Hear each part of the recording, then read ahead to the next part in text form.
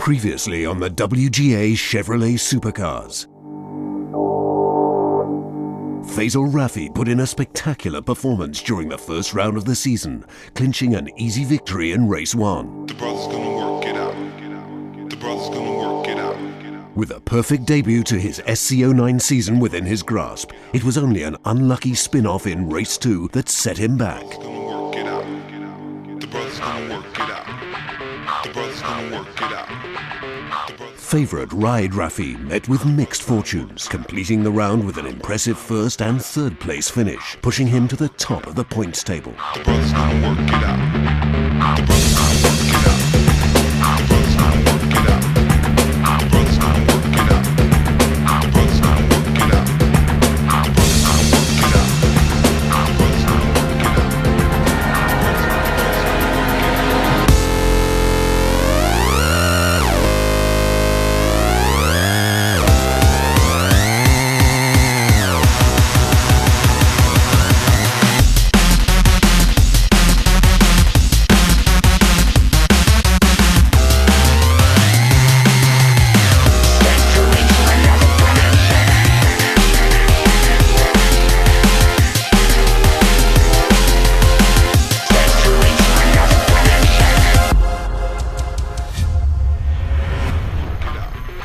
The brother's gonna work it out.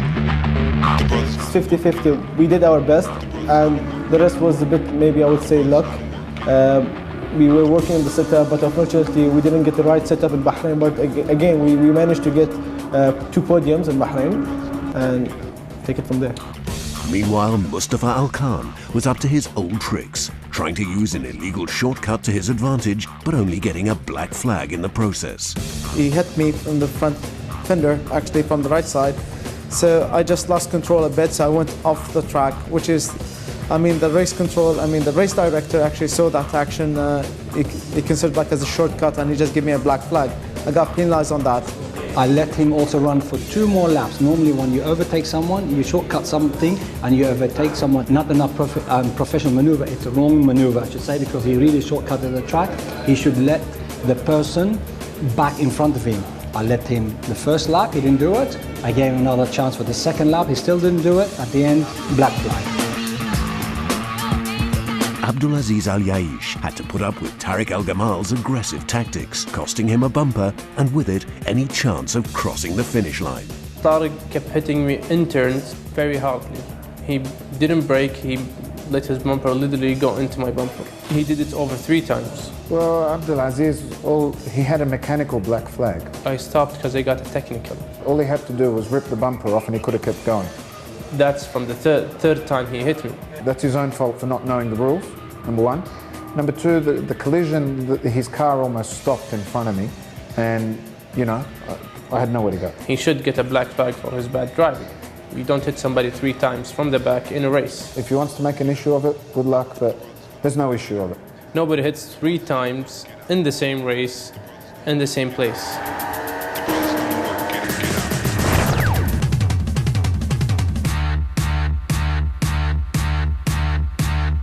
Instincts, guts and grim determination will decide the victor in this clash of racing titans. But only one will emerge victorious, claiming fame, fortune and everlasting glory.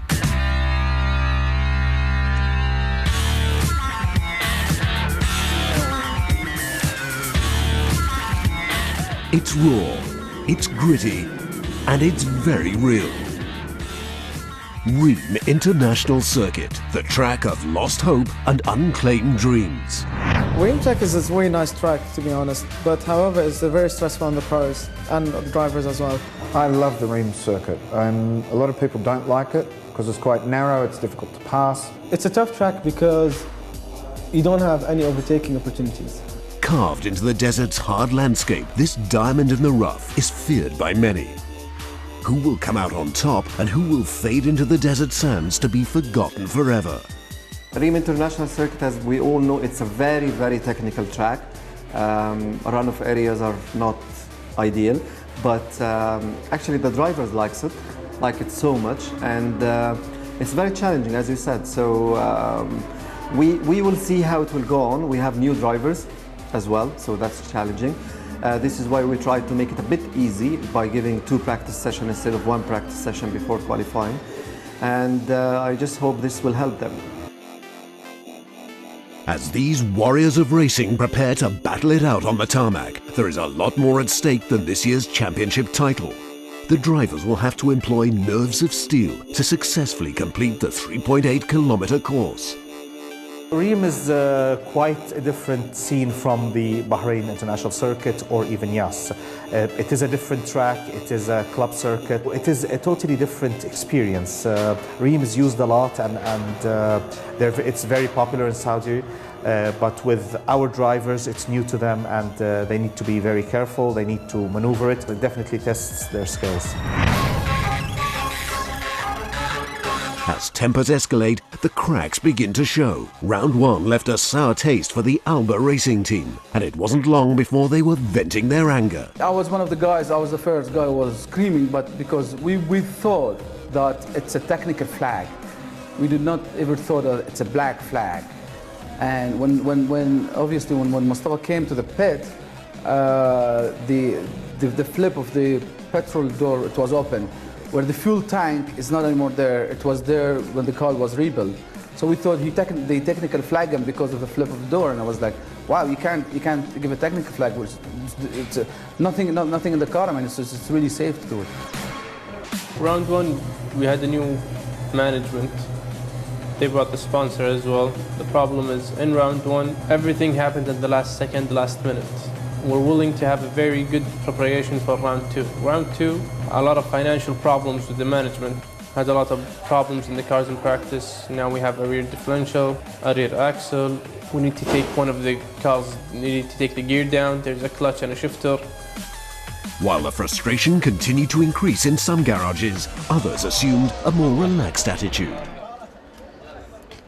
They're good, nothing I can say. The only thing is the cars. For one of our drivers, it was his first race on this track, and for the other driver, he's already driven on this track. So we tried getting exchange of information between the 2 drivers, and then watching some videos online to see exactly how to deal with the track. And we're doing well, we're coping with it. Fueled by passion and guided by skill, the competitors have been chosen. Will the drivers of the WGA Chevrolet Supercars have what it takes to hold it together in the Saudi desert, or will they crumble at this crucial test? Lap 57 will be featuring a new driver when the team pulls up to the starting line. Unfortunately, Mohammed Al-Lawais couldn't make it this weekend, but we do have Saeed Al-Mahiri. He's an Emirati driver. He is very, very quick. I think he's going to surprise a lot of people this weekend. Meanwhile, Abdulaziz Al-Yaish will find himself pairing up with newcomer Saeed Al-Mouri. I found the best. His name's Saeed Al-Mouri, and we planned a very good thing for this weekend, but after this practice, I'll be glad if one car even finished the race. That's how bad the car is. And the emergence of a brand new team has many on the driver lineup wondering just who are this mysterious late entry to the championship. We don't know much about them. We know that they have new drivers coming in, graduating from the karting scene. So we're very happy to have them, and we hope they show us great results. Obviously, they're new in the championship. Maybe both of them didn't do any miles in the car. They're trying their best. Don't be embarrassed if you see them in podium. Never heard of this speeding saddle, sorry. You caught me off guard. With 2 formidable opponents teaming up in the SC09 class, the drivers will have their hands full. With many questions but no answers, the participants of round 2 will have to wait till they put pedal to the metal to see if they have what it takes to keep up. Whatever happens, only one thing is for sure: the speeding saddles have been unleashed. Speeding Saddles is just a new racing team from Bahrain. It consists of 3 drivers, 2 are Bahrainis and 1 Saudi, with few experience in racing. You can take in hand Talal Ghaib. Participated in Formula BMW Championship in Bahrain, raced different endurance karting races. Ali Dadi, who's participating in the 06 class. I'm coming from a single-seater experience. Single-seater, we have a totally different driving style. He was invited for NASCAR in the US. We are bringing so much to this motorsport in Bahrain. We have a Saudi racer, Deeb Al-Qahtani. تاريخ في السباقات في نطاق الحلبات من السنة راحت من سنة 2010 تقريبا. Who will come out on top when the dust clears at Reem International Circuit? Find out who has what it takes to edge out the competition and snatch those valuable points. Round 2, race 1 of the Chevrolet Supercars. Rod Rafi shooting out of the starting grid with newcomer to the round side Al-Mouri to his left and cousin Faisal Rafi to his right. Rod coming up to turn 1, hugging the race line. Good position to be in with Faisal filling in the slot behind him. Little bit further back, we have Al Yesh and Tariq El Gamal fighting for 4th. Rod Rafi holding on to his lead with Al-Mouri pushing him hard. Whether we'll see a repeat of Faisal Rafi's amazing round 1 performance remains to be seen. But right now, Rod is blazing ahead of the pack, getting a good lead in early on in the race.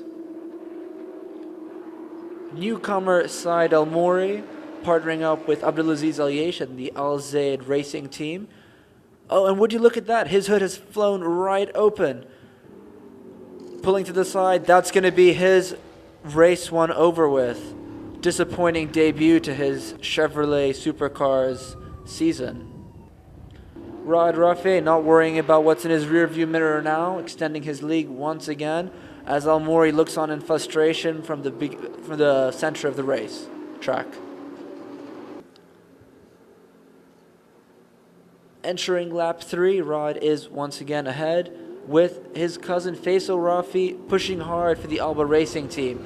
Saudi Arabian driver Abdulaziz Al-Yesh not far behind, will be gunning for a victory as well in front of the home crowd. Race 2 has particular significance for him, being in his home country. Tariq El Gamal seems to be struggling a little bit, his Chevrolet underperforming slightly. Lap 57 teammate and also newcomer to the Chevrolet season, Said Al-Muhari, not far behind him. Whether the two will be working together this round remains to be seen.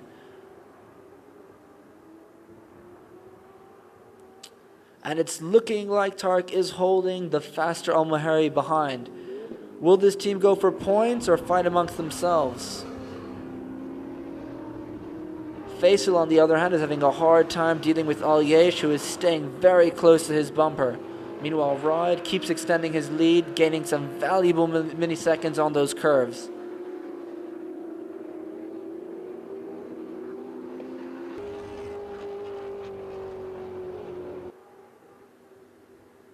Rod still in the front, consistently extending his timing in front of the rest of the pack. If he keeps this up, he will have a very dominant lead in a few rounds.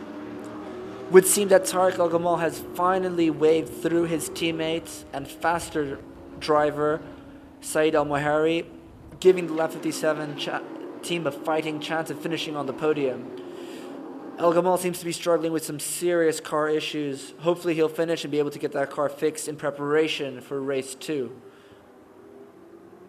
Al-Muhari, with a full 11 laps in front of him, has a very good chance putting pedal to the metal and competing for a podium finish.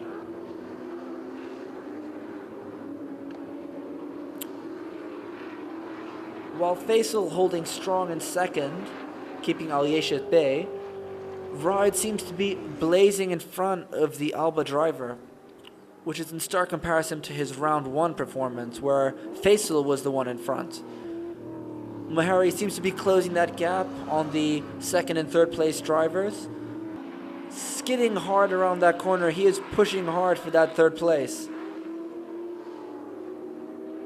Being his first time in a Chevrolet car, Al-Muhari has impressed in the opening laps of this race and will definitely be a big contender if he remains in the championship.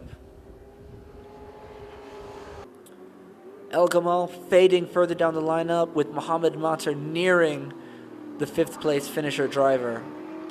Haven't seen much from Mustafa Al-Khan this round, who seems to be towards the back of the pack. Whether that's from mechanical issues or he's still feeling a little bit shaky from his disqualification in round 1, no one can be really sure. Faisal going around seems to have sustained a slight damage to his rear bumper, possibly due to a slight collision with Al Yesh earlier on in the round.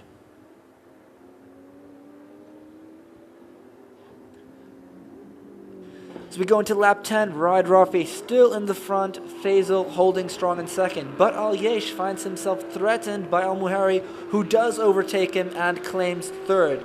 Al Yesh seems to have faded quite far, skidding off track, but it's not enough time for Tariq to take advantage. Al Yesh managing to sneak back in front of the lap 57 driver in the nick of time to hold on to fourth. Al Muhari, on the other hand, closing fast with Faisal. Whether he has enough time left to pass the dark horse of the series, we'll have to wait and see.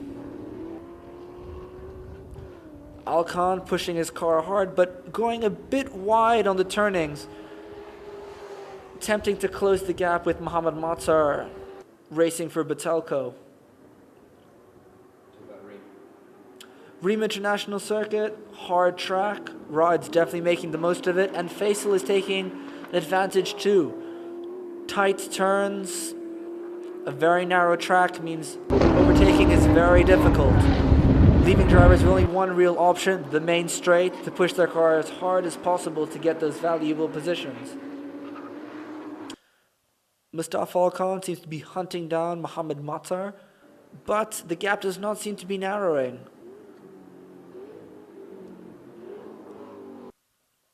Once again, Ride is in front, Faisal in second, and Said Al Muhari, newcomer, holding strong in third. Top three blazing ahead of the competition here.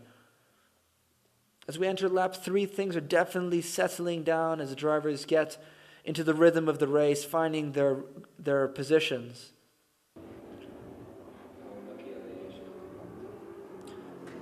Meanwhile, in fourth, Al Yesh seems to have faded down the lineup.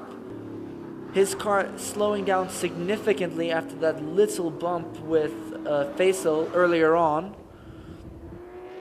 Whether we'll see any interactions between him and Tariq as the race progresses, nobody knows. But it's always interesting when those two bump heads. Lap 15, Muhari is closing the gap with Faisal. I think Faisal's attention has been diverted from trying to get to the front to holding off the onslaught that is Said Al Muhari and the lap 57 team.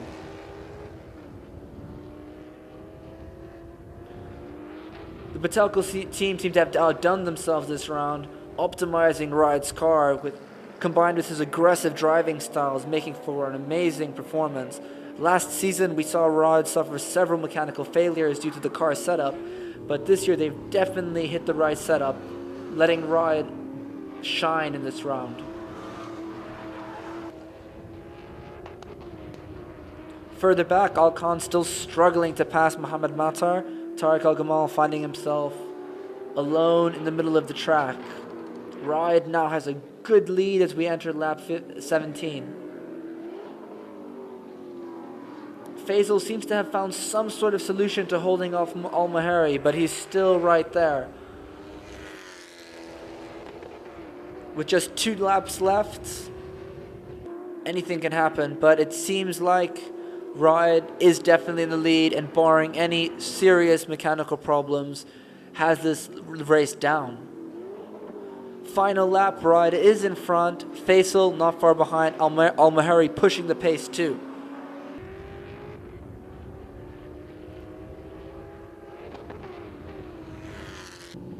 Further back we have Alkan and the speeding Saddles drivers, but not in contention for the podium. Ride claiming the checkered flag. Faisal in second. Said Al Muhari claiming third, a very impressive finish for the newcomer. Al Yesh in fourth, Tariq Al Gamal in fifth, and Mohamed Matar in sixth. Ride Rafi once again proved his reputation on the tarmac, clinching a victory with a dominating performance during race 1. Yeah, it was a good race. From the beginning, I had a good start. I just tried to take it like a qualifying session and pushed all the way to the end. And maybe towards the end, my car the tires were quite fading away, but it was holding and it was enough. And we finished the race in the top spot. Faisal Rafi was left licking his wounds as his cousin beat him to the finish line, leaving the Alba Racing Team driver to pick up 12 points in second place. The race as a whole, it was a tough race.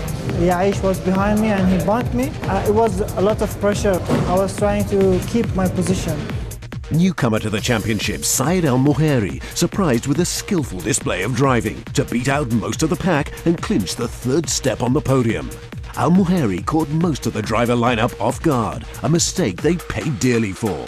Basically, the race was so easy to drive and very smooth, and I was able to finish in the third position on the first race. Meanwhile, Tariq El Gamal made his own feelings felt. If it's raining, race 2 will be okay for me. Because if it rains, it doesn't matter the fact that I can't use full throttle, because everyone will be in a position where they're trying to have grip on the track. They won't be able to use full throttle either.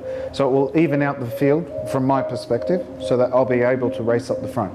If it doesn't rain, I'm in deep trouble. Well, actually, the issue is that we didn't only have the challenge of a new track or a hard track, we had the challenge of the weather yesterday, which was really difficult, and it didn't help us at all to prepare. And I would like to thank the mechanics, I would like to thank the teams for making everything seem smooth, and we were just actually waiting for the good weather condition today so we can go on. The weather, yeah, it's a little bit cold. So it's giving us a hard time a little bit to move. But, you know, we can adapt. And the problems were not limited to the Lap 57 garage. Abdulaziz Al Yaish continued to be tormented by a stream of bad luck. Plagued by mechanical issues and team problems, his round 2 bid was not made any easier, and Al Yaish's future in the championship was definitely in question. But his run of bad fortune seemed far from over. We only had one mechanic for 2 cars that already has a lot of problems in them. We couldn't do anything much. One of the cars, I don't know if they forgot the hood clip out or it was in Saeed's car, maybe somebody forgot it. It opened on him and in lap 1 and Saeed's out. For me, I had the problem with the wheel. It was moving. There was a very major thing that holds the whole wheel. So the wheel was moving very much. Partner Saeed Al Mouri seemed in with a chance as he tailed Raed Rafi in the opening laps of race 1. But disaster was right around the next corner. It would seem that Al Yaish and Al Mouri's unfortunate situation was not gathering any sympathy from the competition. I don't really think he's bashing anyone. It just happens, to be honest, because accidents happen all the time. But to be honest, I think Aziz he's not really trying to hit anyone. He's just playing fair. He's not that kind of guy. So. As a championship manager, once the race is on, I have nothing to do with it. With Faisal Rafi out for revenge and the rest of the competition hot on his heels, it was with a very different atmosphere that the starting grid lined up for race 2. Will Abdulaziz Al Yaish be able to pull his championship bid together, or is this the end for the Saudi driver? Will Tariq El Gamal's wish for rain be fulfilled, or will his underperforming Chevrolet be his downfall yet again? Race 2 will be, I'm sure it will be tougher, especially from the first lap. Everything's possible. We can have bad luck from then on, and you can have good luck all over through the championships. All what I can say is that we're here to compete, and my racers are there, so I hope they can get them. After getting the driver's feedback, which we think is going to be a much more better performance car than the first round. I was going to be really happy if we just finished the race. And we're back for race 2 of round 2 at Ream International Circuit. Chevrolet Supercars pulling up to the starting lineup for a rolling start. Raed Rafi in the front, Faisal Rafi close behind him. Abdulaziz Al Yaish in third, and Saeed Al Moheri and Tariq El Gamal fighting for fourth. Second race of the round, much more action to be had. Look, a bit of body paint being exchanged by Tariq and his teammate Al Moheri. Mustafa Al Khan lagging behind the other SC09 class, with Ezra bringing up the SC06 class. Tariq El Gamal and Saeed Al Moheri obviously friendly in the first race of the round, where Tariq let Al Moheri through due to some technical issues. Might not have the same dynamics this round. Faisal pushing Raed hard, but Raed maintaining the curve and hugging the race line, keeping the lead.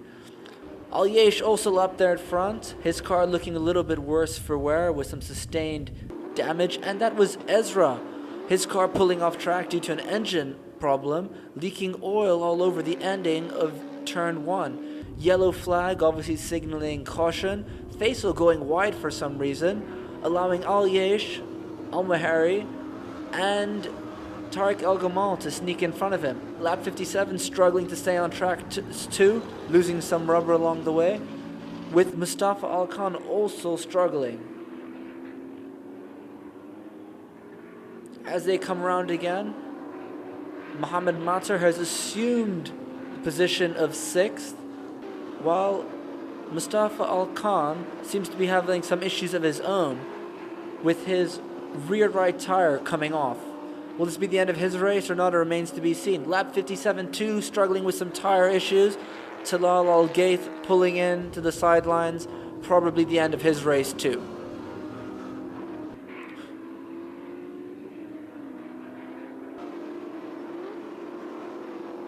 Back at the front, we have Raed Rafieh gaining some much needed seconds as he's going through the turns there.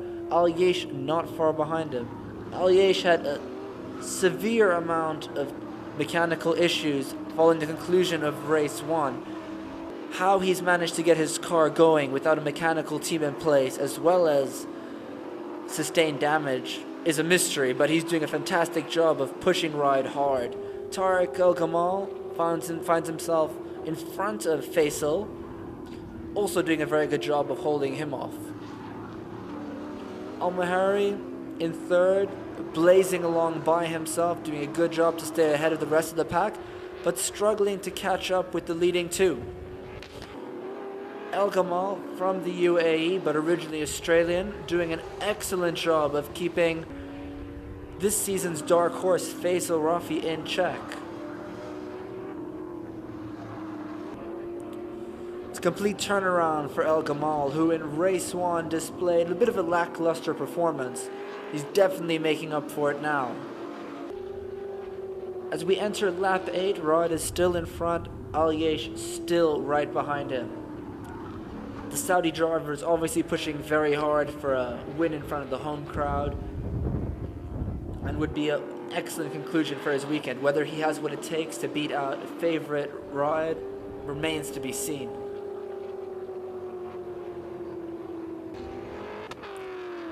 Top 3 now, blistering in front of everyone else, establishing a good lead.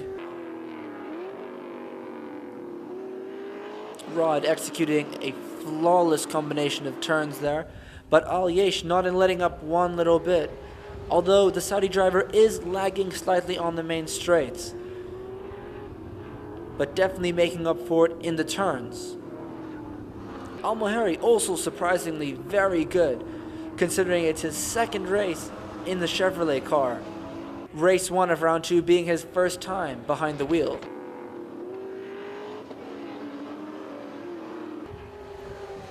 As a newcomer to the championship, he's outclassed a lot of the more experienced drivers. Hopefully we'll see a lot more of him this year. Tariq El-Gamal, even on lap 11, still holding off Faisal.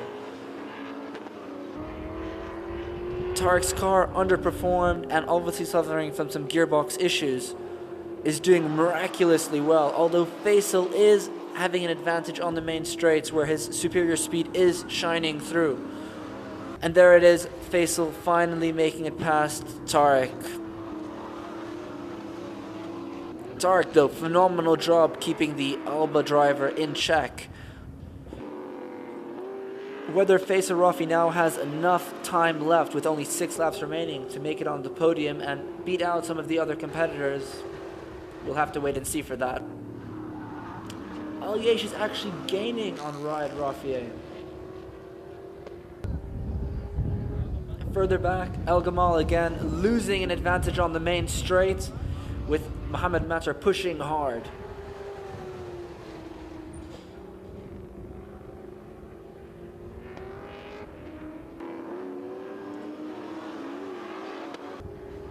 Raed and Al-Yesh, now coming along fast, have managed to almost lap Mustafa Al-Khan, who's getting in their way. Mustafa Al-Khan, not seeing them coming, seems to have just avoided a collision. Al-Yesh going into the gravel pit and sustaining some serious damage to his front bumper. but in the process stealing the lead from Raed Rafieh, who went wide, coming within inches of the crash barrier. With just 3 laps left, Aliesh needs to hold on just for a little bit longer, but Raed will be fighting hard to get his lead back. Although nothing seems to be able to stop Aliesh at the moment. Damaged car, no team, and having one of the championship's best drivers within inches of his bumper, the Saudi driver is going for victory, that's for sure. Tariq Al Kamal also coming back with a vengeance, seeming to hold his own, keeping Mohammed Matar in check, even though Faisal is now through too far behind Al Mahari to claim a podium finish. Aliesh in front, extending his lead by a few milliseconds, hitting some debris on the tarmac there. That is some serious damage he has to his front bumper. Hopefully he won't be losing parts, otherwise he may be issued with a technical, which would be a shame at this point in the race with only 2 laps remaining. Raed does not seem to know how to deal with Aliesh, who seems to be very cool-headed, hugging the race line and doing everything right.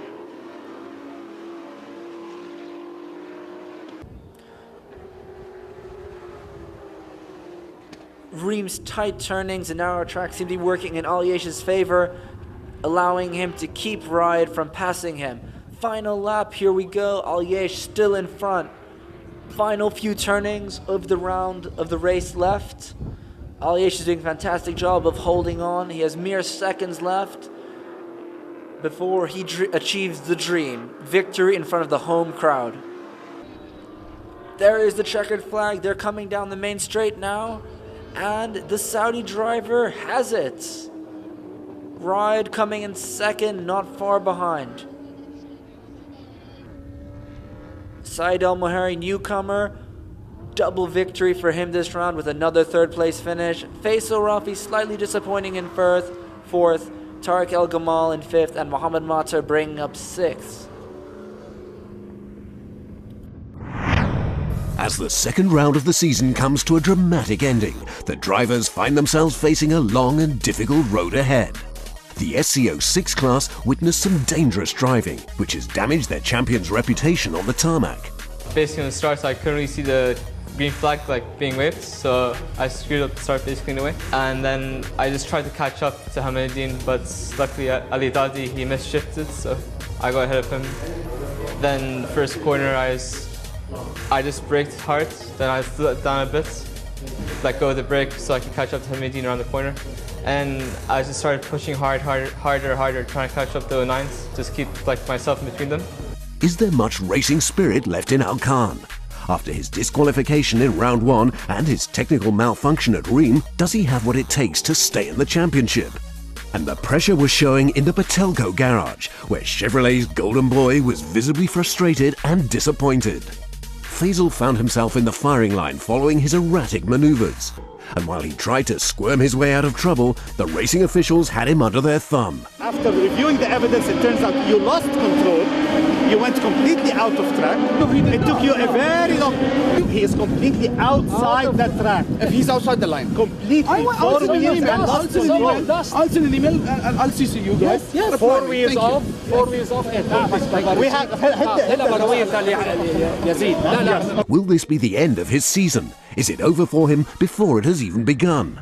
But there was one clear victor in the deserts of Reem International Circuit, competing with no team, a barely functioning Chevrolet and no mechanical support, driven by desperation and a burning passion to win. Snatching victory out of the jaws of defeat, Abdul Aziz Al Yaish, maker of his own fate, Saudi Arabia's true hero. I never expected it. I never said it. Magic, شوف جاي السنة. Lights are on. The lights.